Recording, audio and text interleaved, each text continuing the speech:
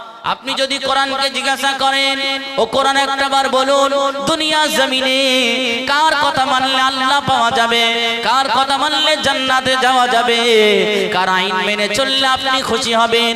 আল্লাহর কোরআন জবাব দেবেন, ওয়া মা আতাকুমুর রাসূলু ফাখুযুহু ওয়া মা নাহাকুম আনহু ফান্তাহু। আল্লাহর কোরআন সুন্দর ভাষায় জবাব দিলেন, ও দুনিয়ার মানুষেরা, তোমরা যদি আখেরি পয়গম্বর জনাবে মুহাম্মদুর রাসূলুল্লাহ সাল্লাল্লাহু আলাইহি ওয়াসাল্লাম হুজুরের কথাটা যদি মেনে নাও আর হুজুরের নিষেধটা যদি বর্জন করো, নিঃসন্দেহে আমার আল্লাহ তোমাদের প্রতি খুশি আর রাজি হয়ে যাবেন। বলেন সুবহানাল্লাহ। আর একটু জোরে বলেন। জান্নাতে যাওয়ার জন্য রাসূলুল্লাহর কথা মানতে হবে। আল্লাহ রাব্বুল আলামিন জান্নাতে পাঠানোর জন্য বড় লোক দেখবেন না, টাকা পয়সা দেখবেন না, চেহারা সৌন্দর্য দেখবেন না। বান্দার অন্তর যদি ভালো হয়, বান্দা যদি আল্লাহওয়ালা হয়, বান্দার মনটা যদি ভালো হয়, আমার আল্লাহ সেই বান্দার চেহারা, টাকা পয়সা, ধন দৌলত, অর্থ বীর্য কিছুই দেখবেন না। বান্দার আমলের কারণে আল্লাহ খুশি হয়ে তাকে দয়ার জান্নাত দেবেন। বলেন সুবহানাল্লাহ। যদি আমার আল্লাহ বান্দার চেহারা দেখতে, তো হযরতে বেলালকে আল্লাহ কবুল করতেন না, হযরতে বেলালকে জান্নাতে দিতেন না। হযরতে বেলাল তো হাবশী বেলাল, কালো বেলাল, কুরশিদ বেলাল। সুতরাং আমার আল্লাহ মানুষের চেহারাটা দেখেন না, সৌজন্য দেখেন না, কে কত টাকার মালিক এটা দেখে না, বান্দার অন্তরটা কত সুন্দর, বান্দা আমি আল্লাহকে খুশি করছে কিনা এটাই দেখেন। হযরতে বেলাল মসজিদে নববীতে আযান দেয়, সাহাবায়ে কেরামেরা আমার রাসূলকে বলি, ইয়া রাসূলুল্লাহ, বেলাল আযান দিলে, বেলাল যখন আযান দেয়, কাফের বেদিনেরা, কুফারে কুরাইশেরা তারা আযান নিয়ে বিদ্রুপ ঠাট্টা করে, কারণ বেলালের জবানটা একটু তোতলা ছিল। আশহাদু আন্নার জায়গায় আশহাদু আন্না বলতেন। সুতরাং বেলালকে আপনি একটু স্থগিত করেন। সাহাবায়ে কেরামেরা হযরতে বেলালের বিষয়ে আমার নবীকে যখন রিপোর্ট দিলেন, ইয়া রাসূলুল্লাহ, হাবিবাল্লাহ, হযরতে বেলালের জবানটা তোতলা হওয়ার কারণে বেলালের আযানটা নিয়ে বেদিন বেঈমানেরা তারা সবাই ঠাট্টা বিদ্রুপ করে। ইয়া রাসূলুল্লাহ, হাবিবাল্লাহ, আপনি বেলালকে একটু অবসর দেন, আপনার অমুক সাহাবী তার কণ্ঠটা সুন্দর, আপনি তাকে দিয়ে একটু আযান দেওয়ান। আল্লাহর রাসূলের সাহাবীদের কথা মতো আমার আপনার নবী হযরত বেলালকে একটু অবসর দিলেন, অন্য একজন সাহাবীকে দিয়ে আযান দেওয়ালেন। হযরত বেলাল যখন আযান দিলেন না, অন্য একজন সাহাবী আযান দিলেন।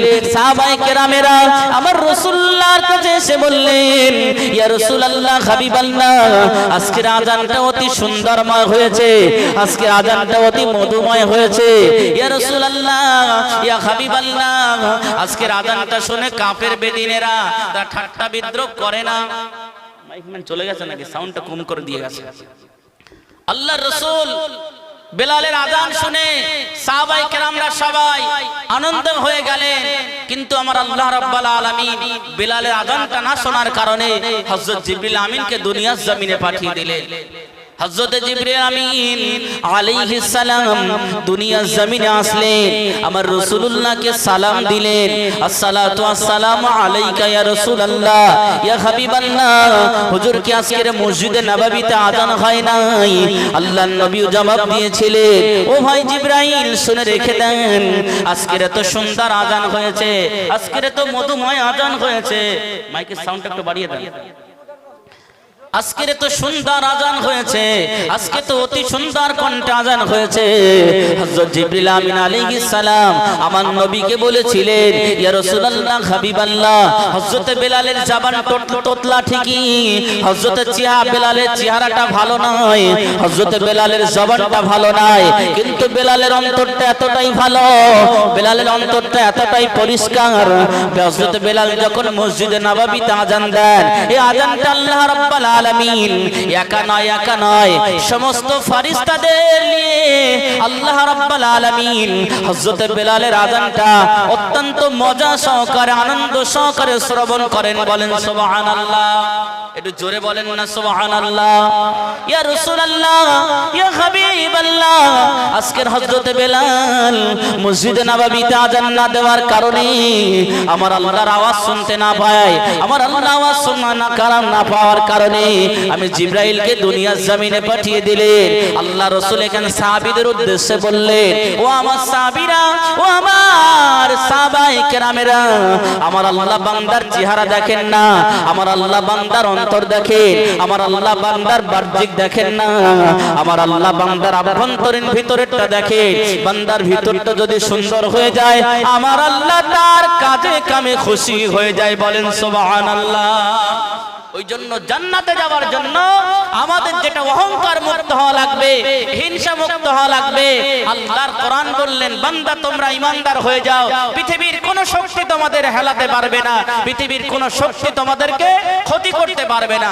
সাহাবাদের জীবনে ইসলামকে বাস্তবায়ন করতে গিয়ে, ইসলামকে জায়গা আনতে গিয়ে, ইসলামকে সঠিক জায়গায় পৌঁছতে গিয়ে ফারসিতে একটা শব্দ আছে, তামিল কে লিয়ে তাখরিব লাজিবি হয়, কিছু করার জন্য কিছু ক্ষতি করার প্রয়োজন হয়, কিছু ক্ষতি করতে হয়। সুতরাং এই মাহফিলটা যে আপনারা কায়েম করেছেন, অক্লান্ত পরিশ্রম করেছেন, ঘাম ঝরিয়েছেন, ছোটহাঁটা করেছেন, এখনো আপনারা মেহনত করছেন।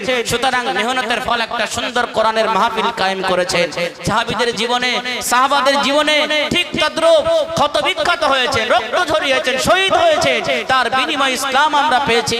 ইসলামকে কদর করতে পারিনি। আমার আপনার নবী কালমার দাওয়াত দিচ্ছেন, আমার আপনার নবী শিক্ষা কলেমার কথা বলছেন, তাওহীদের কথা বলছেন, রিসালাতের কথা বলছেন, বেঈমানের অস্বীকার করছে। এর ভিতরে আবু জাহেলের ছেলে হযরত ইকরামা রাদিয়াল্লাহু তাআলা আনহু, তিনি তখন ইসলাম গ্রহণ করেননি। হযরত ইকরামা রাসূলুল্লাহর জবান মোবারকের কথা না শোনার জন্য তিনি কি করলেন, মক্কা থেকে ইয়ামেনের দিকে পাড়ি দিচ্ছেন। খুব ঠান্ডা মাথায় বুঝবেন ইসলাম কতটা কষ্ট করে আমাদের কাছে পৌঁছেছে, আজ ইসলামের গুরুত্ব আমরা বুঝতে শিখিনি।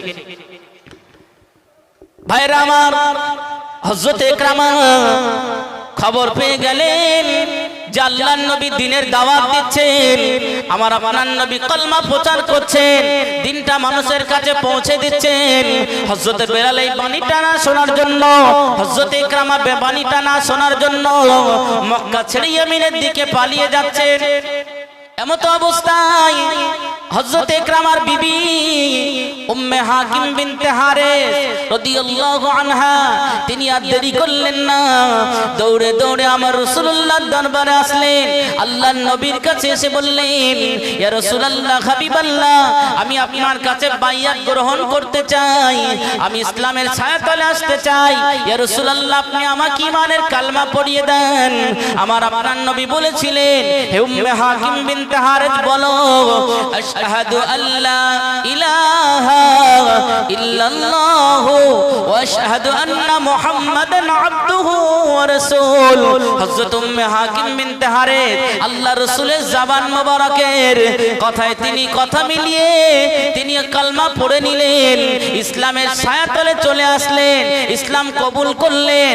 যখন ইসলামটা কবুল করে নিলেন, হযরত উম্মে হাকিম বিনতে হারিস বলেছিলেন, ইয়া রাসূলুল্লাহ, হাবিবাল্লাহ, হুজুর আমার স্বামী হযরত ইকরামা, তিনি আপনার কথা না শোনার জন্য তিনি মক্কা ছেড়ে ইয়ামিনে পালিয়ে যাচ্ছেন। হুজুর, আপনি কি আমার স্বামী ইকরামাকে, ইয়া রাসূলুল্লাহ, আপনি কি নিরাপত্তা দেবেন, তাহলে আমি তাকে ইয়ামিন থেকে ফিরিয়ে আনতে পারি। আল্লাহর নবী বলেছিলেন, শুধু তোমার স্বামী ইকরামাকে নয়, গোটা মক্কাবাসীকে আমি রাসূলুল্লাহ নিরাপত্তা দিয়ে দিলাম। জোরে বলেন না সুবহানাল্লাহ। যাও তুমি তোমার স্বামী ইকরামাকে মক্কা থেকে, ইয়ামেন থেকে ফিরিয়ে আনো। ইকরামা ছিলেন বিখ্যাত কুখ্যাত বেঈমান আবু জাহেলের পুত্র, আবু জাহেলের ছেলে। খুব ঠান্ডা মাথায় বুঝবেন, ইসলাম রাসূলুল্লাহর আদর্শের বিনিময়, ইসলাম রাসূলুল্লাহর কত আদর্শ, নবীর কত চারিত্রিক, আল্লাহর রাসূল কত নম্র, কত ভদ্র। আল্লাহর রাসূলের কথা কোরআনে আল্লাহ নোট করেছেন, ইন্নাকা লাআলা খুলুকিন আযীম। আমার রাসূলের চরিত্র পবিত্র পবিত্র। বলেন না সুবহানাল্লাহ। এ জওয়ান যুবকেরা, হযরত উম্মে হাকিম বিনতে হারেস যখন রাসূলুল্লাহর থেকে পারমিশন পেয়ে গেল, আর তিনি দেরি করলেন না। আল্লাহর রাসূলের নির্দেশ মতো তিনি তার গোলামকে নিয়ে, সামদেশীয় একজন গোলামকে নিয়ে নিজের স্বামীর খোঁজে বার হয়ে গেলেন। হযরত ইকরামা তখন মক্কা ছেড়ে মদিনার দিকে পলায়ন করলেন। হযরত ইকরামাকে খোঁজার জন্য ডাক গেলেন, হযরত ইকরামাকে ফিরিয়ে আনার জন্য যেতে লাগেন।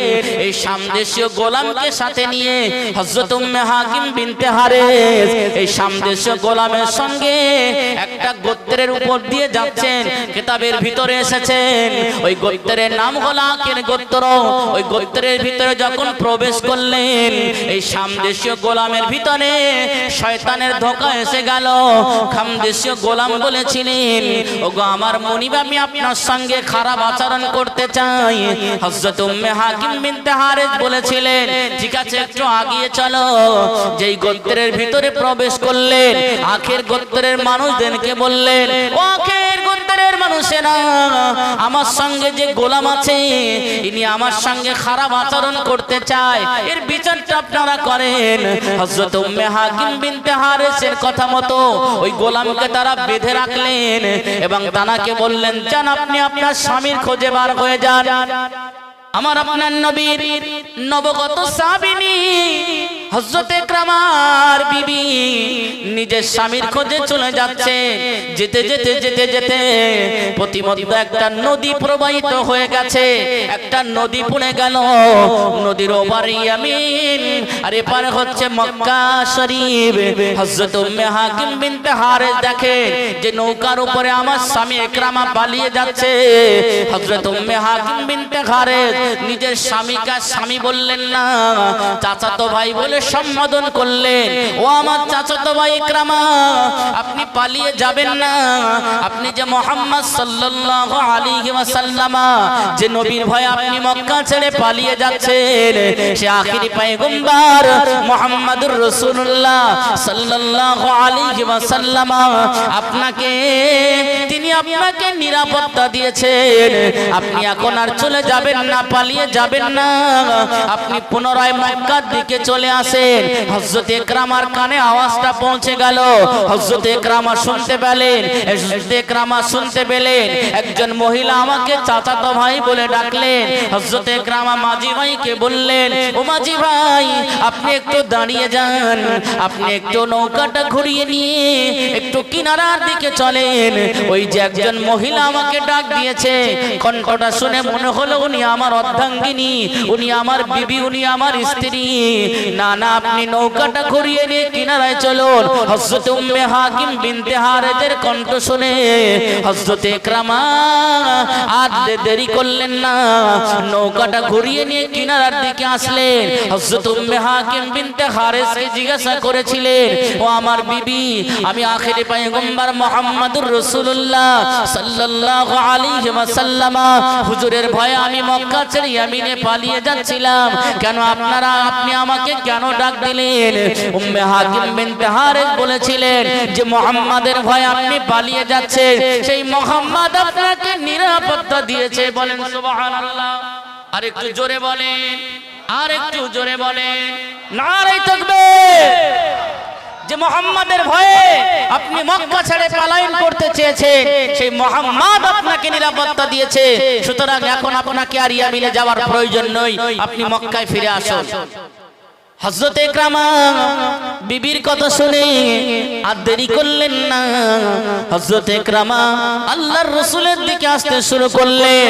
প্রতিমধ্যে একটা জায়গায় রাত হয়ে গেল। হযরত ইকরামা এবং উম্মে হাকিম বিনতে হারেস একটা জায়গায় রাতটা কাটিয়ে নিলেন। এর ভিতরে হযরত ইকরামা বলেছিলেন, ওগো আমার বিবি, আমি আপনার সঙ্গে সহবাসে লিপ্ত হতে চাই। হযরত ইকরামার বিবি বলেছিলেন, না, এটা কখনো হতে পারে না, কারণ আপনি এখন ইসলাম কবুল কবুল করেননি, রাসূলুল্লাহর কাছে বায়াত কবুল করেননি, আপনি তো এখন ইসলামের ছায়াতলে আসতে পারেননি। সুতরাং আপনি এখন মুশরিক আর আমি একজন মুমিন। একজন মুমিন আর মুশরিকের কখনো সম্পর্ক অটুট থাকতে পারে না। একজন মুশরিকের সঙ্গে একজন মুমিনের বন্ধুত্ব হতে পারে না, তার সঙ্গে আত্মীয়তা হতে পারে না। হযরত উম্মে হাকিম বিনতে হারিস বললেন এটা হতে পারে না। হযরত ইকরামা শুনে অবাক হয়ে গেলেন, সত্যি কালমা পড়লে তো মানুষ ঈমানদার হয়ে যায়, আর আমি এখনো কালমা পড়ি নাই, না না এই কাজটা হতে পারে না। সকাল হয়ে গেল, ফজরের পরেই হযরত উম্মে হাকিম বিনতে হারিস হযরত ইকরামাকে রাসূলুল্লাহর দরবারে আসলেন। হযরত ইকরামা রাদিয়াল্লাহু তাআলা আনহু তখন কিন্তু ইসলাম গ্রহণ করেননি। আল্লাহর নবীর কদম মোবারকে এসে বসলেন, আল্লাহর নবীর কদম মোবারকে এসে বসলেন। ইয়া রাসূলুল্লাহ, ইয়া হাবিবাল্লাহ, আমি আপনার ভয়ে মক্কা ছেড়ে পালিয়ে যাচ্ছিলাম। মক্কার মানুষেরা বলা বলি করছে মুহাম্মদ একটা ভালো মানুষ নয়, মুহাম্মাদের কাছে যাবেন না, মুহাম্মাদের কাছে গেলে আপনি বিভ্রান্ত হয়ে যাবেন। কিন্তু যখনই আমি শুনলাম যে আপনি আমাকে নিরাপত্তা দিয়েছেন, আমি আর দেরি করলাম না, ইয়ামিনে যাওয়া থেকে আমি ফিরে এসে আপনার দরবারে উপস্থিত হয়ে গেলাম। হে রাসূলুল্লাহ, আপনি যে কথাটা বলতে চেয়েছিলেন আর আমি শুনতে চাই না, এই কথাটা বলুন। আল্লাহর নবী বলেছিলেন ইকরামা, আল্লাহর নবী বলেছিলেন ইকরামা তুমি আমার সঙ্গে পড়ো, আশহাদু আল্লা ইলাহা ইল্লাল্লাহু ওয়া আশহাদু আন্না মুহাম্মাদান আবদুহু ওয়া রাসূলুহু। বলেন সুবহানাল্লাহ। হযরত ইকরামা ইসলাম কবুল করে নিলেন, হযরত ইকরামা কালমা পড়ে নিলেন, কলেমা শাহাদাতটা পড়ে নিলেন। হযরত ইকরামা মনে মনে ভাবলেন এই কথাটা শোনার না শোনার জন্য আমি ইকরামা তো পালিয়ে যাচ্ছিলাম, কিন্তু এই কথাটা শুনে আমার কলিজা ঠান্ডা হয়ে গেছে। ইয়া রাসূলুল্লাহ, হাবিবাল্লাহ, হুজুর বেয়াদবি নেবেন না, আমি আপনার বিরুদ্ধে অনেক উল্টো পাল্টা মন্তব্য করেছিলাম। হযরত ইকরামা যখন ইসলাম কবুল করলেন, এই খবর গোটা মক্কার জমিনে ছড়িয়ে গেলেন, গোটা মক্কার জমিনে ছড়িয়ে পড়লেন। মক্কার মানুষেরা খবরটা নিয়ে আবু জাহাল পর্যন্ত পৌঁছে দিলেন। ওগো আমাদের লিডার, ওগো আমাদের নেতা, আপনি তো আমাদেরকে মুহাম্মাদের কাছে যেতে বারণ করেছিলেন, আখিরি পয়গম্বরের কাছে যেতে বারণ করেছিলেন, কেন আপনি বারণ করেছিলেন? অথচ আপনার পুত্র, আপনার ছেলে ইকরামা, সে তো মুহাম্মদ সাল্লাল্লাহু আলাইহি ওয়াসাল্লামের কলমা পড়ে নিয়েছে, ইসলাম কবুল করে নিয়েছে, আল্লাহকে আল্লাহ বলে মেনে নিয়েছে, নবীকে নবী বলে মেনে নিয়েছে।